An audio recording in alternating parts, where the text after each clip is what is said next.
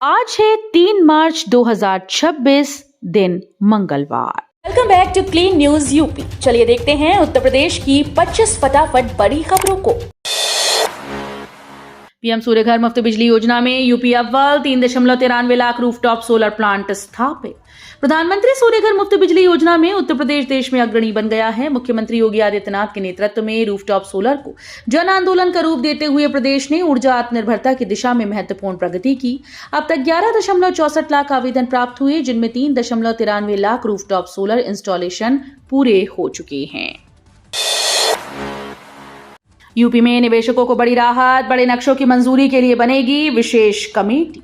उत्तर प्रदेश में निवेशकों को बड़ी राहत मिलने वाली है। योगी आदित्यनाथ सरकार ने बड़े नक्शों की मंजूरी में आने वाली परेशानियों को दूर करने के लिए विशेष कमेटी बनाने का फैसला किया। प्राधिकरण उपाध्यक्ष की अध्यक्षता में इस कमेटी में सचिव और नगर नियोजक भी शामिल होंगे। राज्य में निवेश लगातार बढ़ रहा है। नई औद्योगिक इकाइयां एनसीआर से लेकर पूर्वांचल तक लग रही हैं। यूपी में मत्स्य विकास से 2000 युवाओं को रोजगार, 30 कंपनीज का 1400 करोड़ निवेश। उत्तर प्रदेश में मत्स्य विकास क्षेत्र में युवाओं के लिए रोजगार के नए अवसर खुल रहे हैं। योगी आदित्यनाथ सरकार के मार्गदर्शन में 30 कंपनीज मत्स्य क्षेत्र में कुल 1407 करोड़ रुपए का निवेश करने जा रही है। इससे प्रदेश के 2000 से अधिक युवाओं को रोजगार मिलेगा। मत्स्य विभाग ने निवेश प्रस्तावों को धरातल पर उतारने की तैयारी शुरू कर दी है। होली पर व्यवस्था बेहतर हो, योगी सरकार के मंत्री ने अधिकारियों को दिए निर्देश। उत्तर प्रदेश में होली के अवसर पर नगर विकास मंत्री ए.के. शर्मा ने अधिकारियों को सख्त निर्देश दिए। उन्होंने कहा कि नगर निकायों और संबंधित विभागों को साफ सफाई, पेयजल आपूर्ति, सीवर व्यवस्था और विद्युत आपूर्ति सुनिश्चित करनी होगी। मंत्री ने कहा कि प्रदेशवासियों को किसी प्रकार की असुविधा न हो और त्योहार शांतिपूर्ण वातावरण में मनाया जाए। उन्होंने होलिका दहन और होली पर्व पर सभी को शुभकामनाएं दी और सामाजिक एकता और सौहार्द बनाए रखने पर जोर दिया। यूपी की 1 करोड़ महिलाएं होंगी लखपति, महिला क्लब में शामिल। डिप्टी सीएम केशव की बड़ी घोषणा। वाराणसी में 11 दिवसीय रीजनल सरस मेले के अवसर पर डिप्टी मुख्यमंत्री केशव प्रसाद मौर्य ने महिलाओं के लिए एक बड़ी घोषणा की। उन्होंने कहा कि प्रदेश की 1 करोड़ महिलाओं को लखपति महिला क्लब में शामिल किया जाएगा। उन्हें करोड़पति महिला बनाने का आह्वान किया गया। आने वाले सरस मेले में महिलाओं के उत्पादों और कार्यों की सराहना की जाएगी।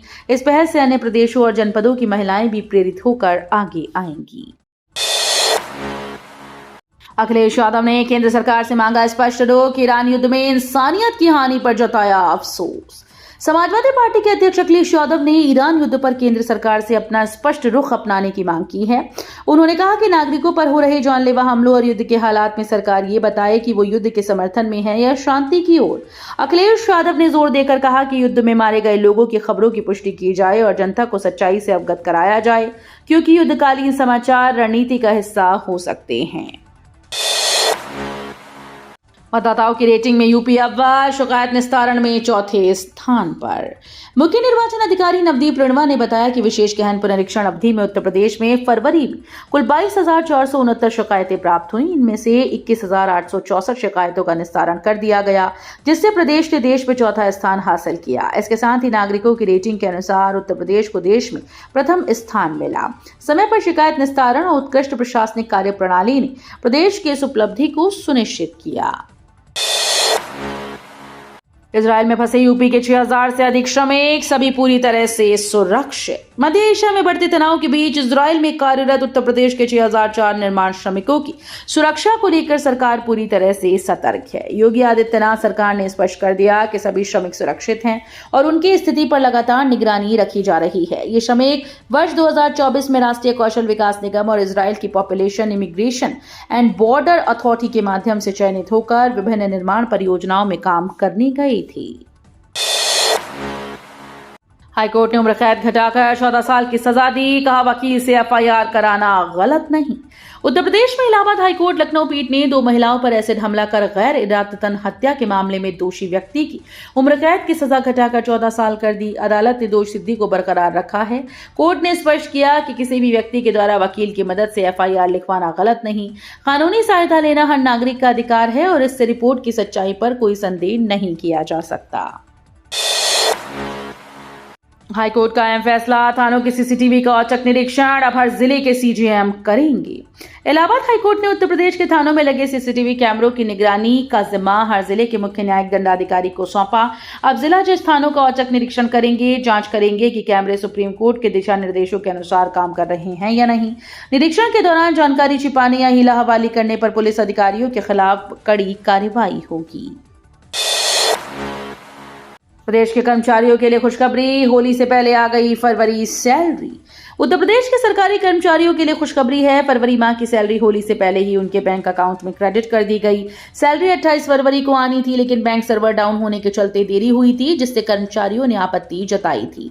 अब सोमवार सुबह वेतन और पेंशन सभी को मिल गई है। उत्तर प्रदेश राज्य कर्मचारी महासंघ के प्रांतीय अध्यक्ष कमल अग्रवाल ने कहा कि सरकार ने होली से पहले भुगतान का आश्वासन दिया था।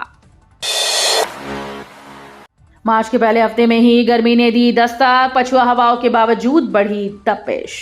उत्तर प्रदेश में मार्च की शुरुआत के साथ ही गर्मी ने असर दिखाना शुरू कर दिया। पहले ही दिन धूप में तलखी महसूस की गई।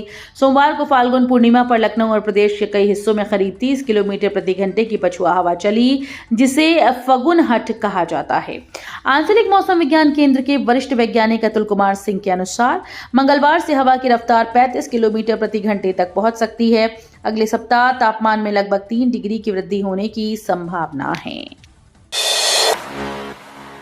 योगी आदित्यनाथ का सख्त संदेश, सभी जिम की जांच, महिलाओं के लिए महिला ट्रेनर अनिवार्य। उत्तर प्रदेश के मुख्यमंत्री योगी आदित्यनाथ ने सर्किट हाउस में कानून व्यवस्था समीक्षा बैठक के दौरान अधिकारियों को सख्त निर्देश दिए। उन्होंने कहा कि प्रदेश के सभी जिम की जांच कराई जाए और हर जिम में महिलाओं के लिए महिला ट्रेनर की अनिवार्य व्यवस्था सुनिश्चित की जाए।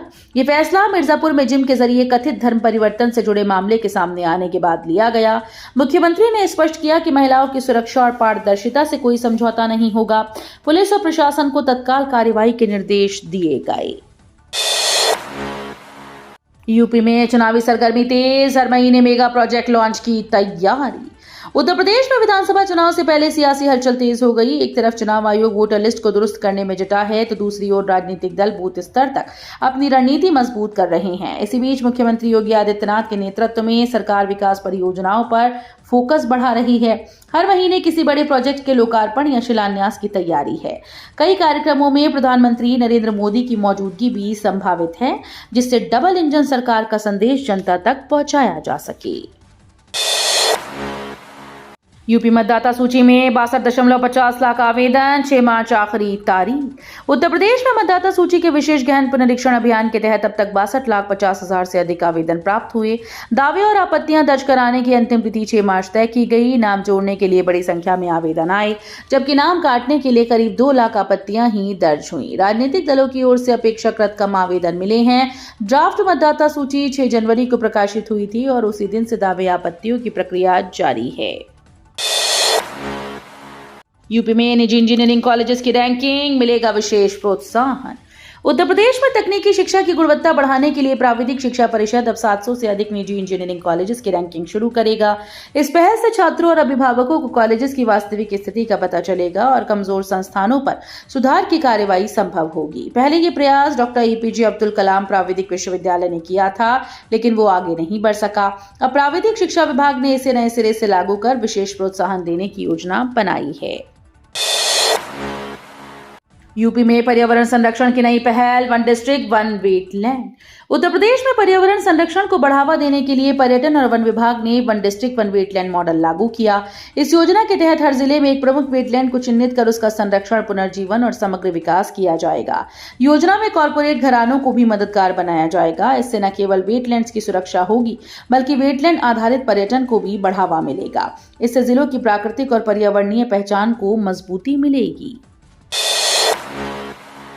होली के बाद यूपी में भाजपा कार्यकर्ताओं को मिलेगा तोहफा, 2805 सभासद होंगे नामित। उत्तर प्रदेश में होली के बाद भाजपा कार्यकर्ताओं को विभिन्न पदों पर समायोजित करने की तैयारी शुरू हो गई। प्रदेश इकाई ने 2805 नामित सभासदों की सूची राज्य सरकार को भेजी और जल्द ही इसका ऐलान होने की संभावना है।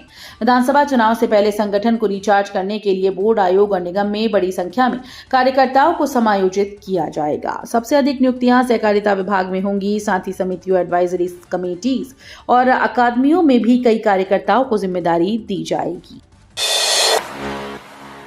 यूपी में धान की खरीद लक्ष्य से अधिक 62.30 लाख टन खरीदा गया। उत्तर प्रदेश में इस वर्ष धान खरीद लक्ष्य से अधिक हुई है। सरकारी क्रय केंद्रों पर कुल 62,30,735 टन धान खरीदा गया, जबकि इस सत्र का लक्ष्य 60 लाख टन था। यह आंकड़ा पिछले सत्र से भी अधिक है, जब लक्ष्य पूरा नहीं हो पाया था। हालांकि सरकारी कर्मचारियों की मनमानी और मुनाफाखोरी की शिकायतें सामने आई, इसके बावजूद किसानों को उनकी फसल का उचित मूल्य दिया गया। यूपी 85% सीवेज शोधन में सक्षम, गंगा यमुना की पवित्रता सुरक्षित। उत्तर प्रदेश में स्वच्छता मुहिम तेजी से आगे बढ़ रही है। मुख्यमंत्री योगी आदित्यनाथ के नेतृत्व में सरकार ने अपशिष्ट जल को आर्थिक संपत्ति में बदलने की दिशा में काम शुरू कर दिया। प्रतिदिन 4,500 मिलियन लीटर से अधिक सीवेज का शोधन किया जा रहा है, जिससे प्रदेश लगभग 85% गंदे पानी का उपचार करने में सक्षम बन गया है। गंगा यमुना सहित राज्य की सभी नदियों की पवित्रता बनाए रखने के लिए सरकार हर संभव कदम उठा रही है। होली पर लखनऊ मेट्रो दोपहर के बाद चलेगी। गीले या रंग लगे वस्त्रों वाले यात्रियों पर रोक। लखनऊ में होली के दिन मेट्रो सेवा दोपहर के बाद शुरू होगी। लखनऊ मेट्रो रेल कॉर्पोरेशन ने बताया कि बुधवार को चौधरी चरण सिंह एयरपोर्ट और मुंशी पुलिया मेट्रो स्टेशन से दोपहर 2:30 बजे मेट्रो का संचालन शुरू होगा। सेवाएं शाम तक नियमित समय अनुसार जारी रहेंगी। मेट्रो प्रशासन ने साफ किया कि गीले या रंग लगे वस्त्र पहने हुए यात्री मेट्रो में प्रवेश नहीं कर पाएंगे। यात्रियों से अनुरोध है कि समय का ध्यान रखते हुए यात्रा करें और सुरक्षा नियमों का पालन करें। बनारस में 2500 स्थानों पर होलिका दहन, उत्पातियों पर ड्रोन और सीसीटीवी से निगरानी। रंगभरी एकादशी के बाद बनारस में होली का उत्सव शुरू हो गया। शहर में लगभग 2500 स्थानों पर होलिका दहन और कई जुलूस आयोजित किए जाएंगे।